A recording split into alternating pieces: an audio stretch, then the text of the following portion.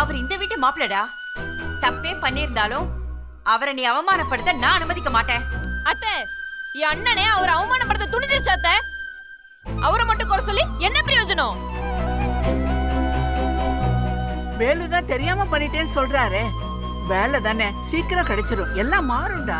பாட்டி, எது மாறுதோ இல்லையோ, பாஸ்கெட் என்ன பட்ட அவமானமோ என் கரியர்ல விழுந்த பிளாக் மார்க்கோ இனி மாற போறதே இல்ல.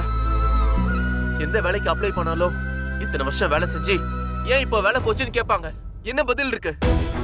இது ஓன் தப்பில்ல சேரா, உண்மையை சொல்லிடலாம். என்ன சொல்ற சக்தி? சேரனோட மச்சான் வன்முறையில ஈடுபட்டவர் அடிதடி பண்ணுவார்னு அவரே வாக்குமூலம் கொடுத்தா அடுத்த கம்பெனில எப்படி வேலை கொடுப்பாங்க?